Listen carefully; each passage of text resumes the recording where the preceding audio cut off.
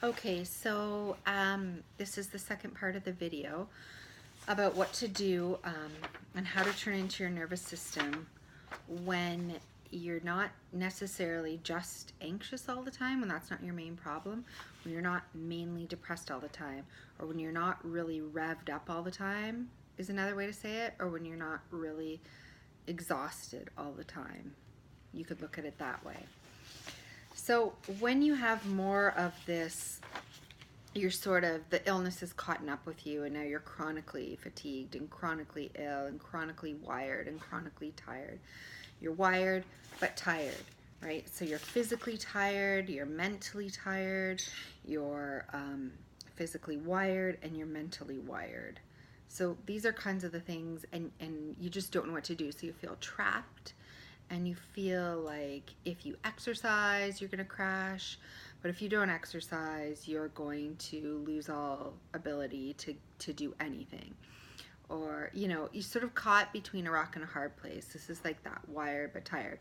Or you're tired during the day, you can't do anything, and at night, you're up all night and you're wired and you can't sleep, okay? So this is that part of the central nervous system that's completely gone haywire, dysregulated, whatever you want to say about it.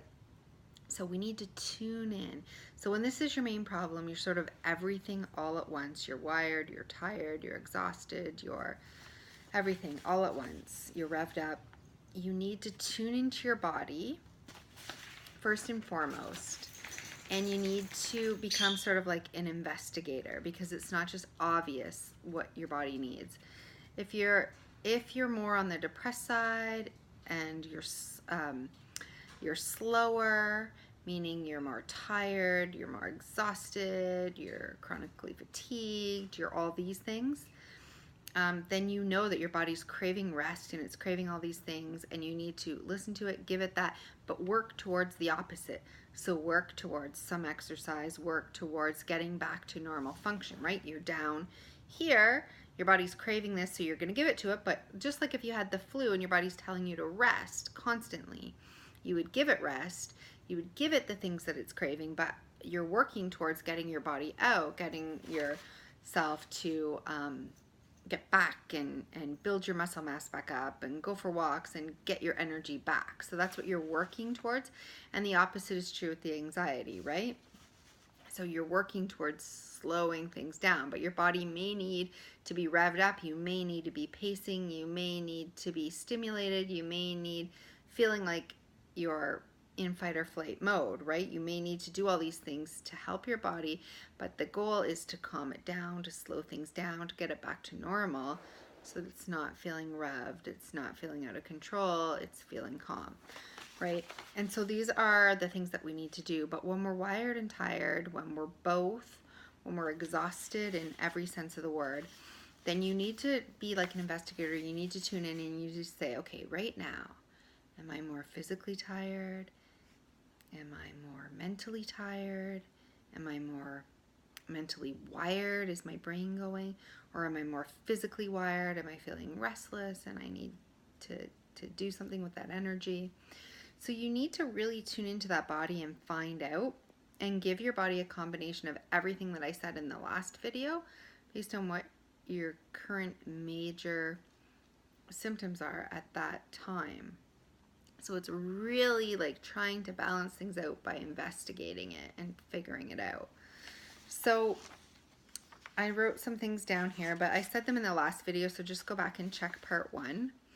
But you want to give your body what it needs, okay? So you want to give your body, if you're like completely physically drained, then you want to listen to your body.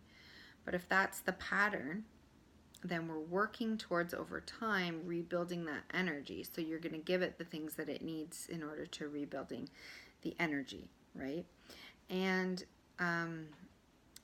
okay, so you're going to have to like know when to rest, know when to exercise, know when to eat the protein foods and the stable foods, and know when you need the carbs and the more energy foods, know when to have that kind of, to pump things up with music or motivational talks, and know when to slow things down with meditation and calming and deep breathing, knowing when to use heat and cold. So again, you can refer to the last video, but it's more like investigating when you're wired and tired and doing a combination of everything all the time.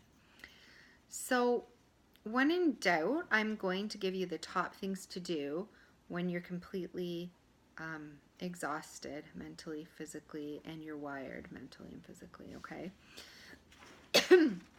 So when you're in doubt, sun exposure helps everything.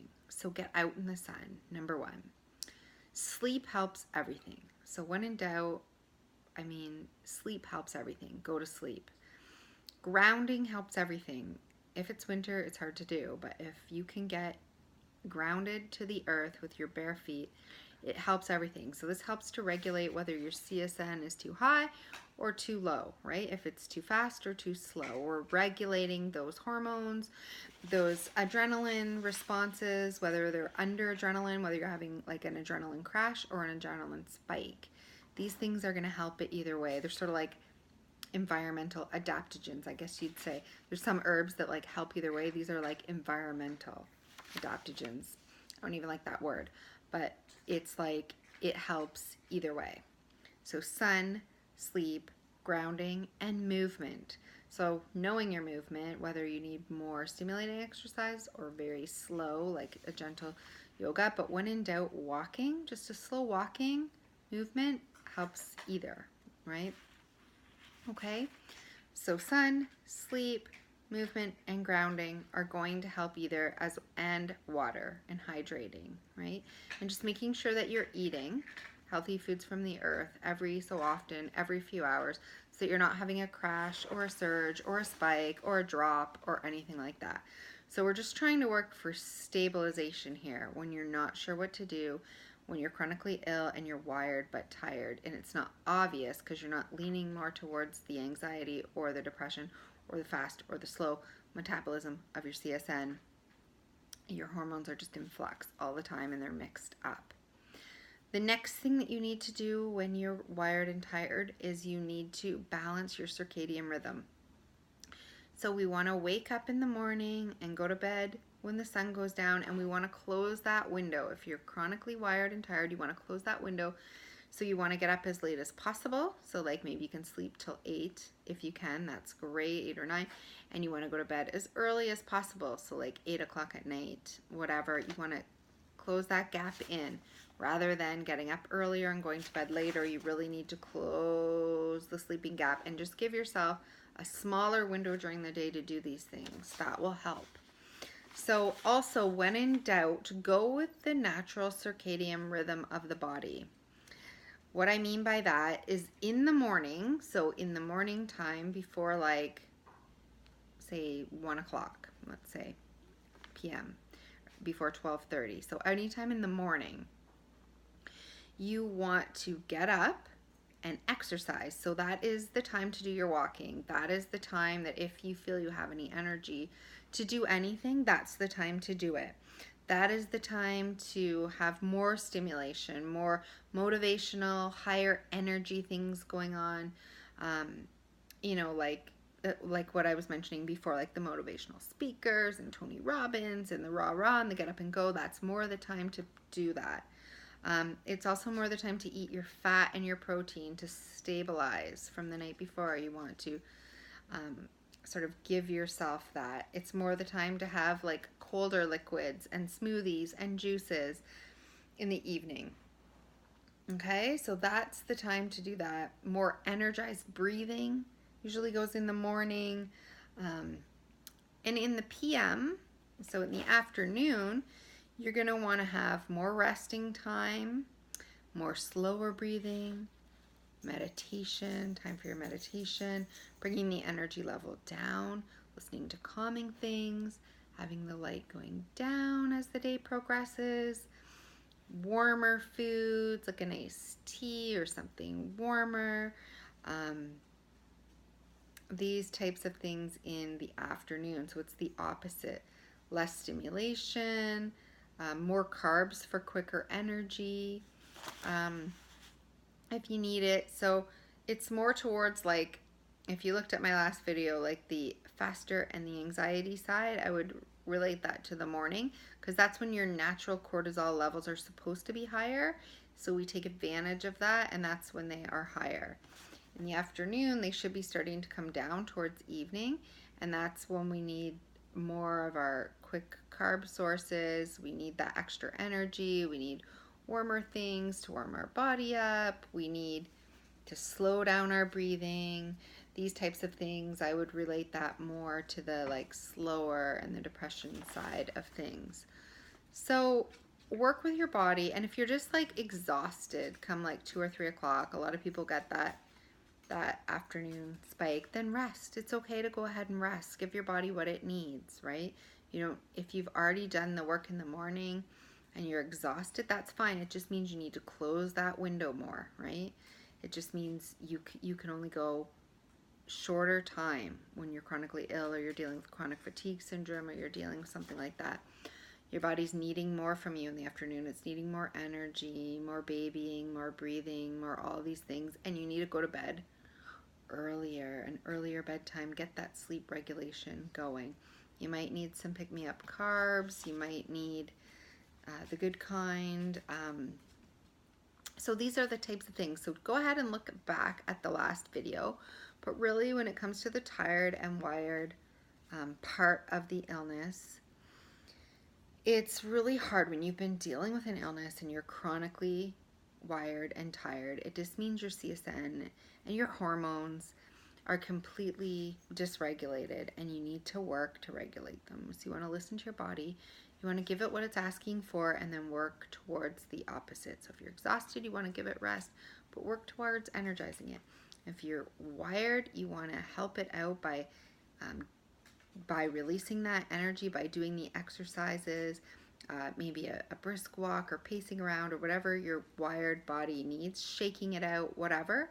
But then working overtime towards like just not having to do that, right? To being able to be calmer and to work towards just going from that into like a calm meditation. So it's like that slow, gradual on both ends.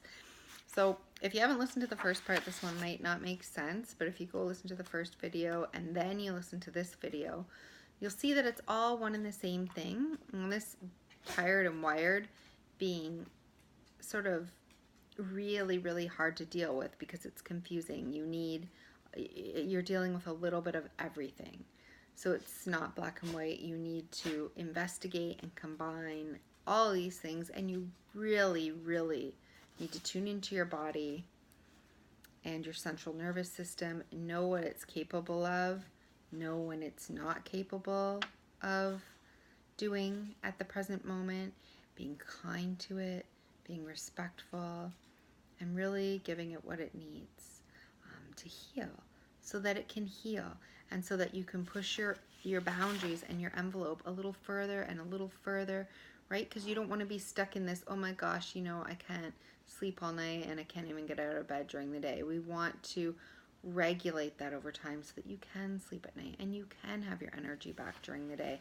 And this is the hardest thing if somebody has been sick for a long time and their CSN has been out of balance for a long time. So I hope these tips are helpful. I'm certain that I don't have them all, and I'm still dealing with this so much myself. So, you know, as I get more information and as I find more things that work, I'll definitely let everybody know. But as for now, these are my best tips, and I hope that they have been helpful.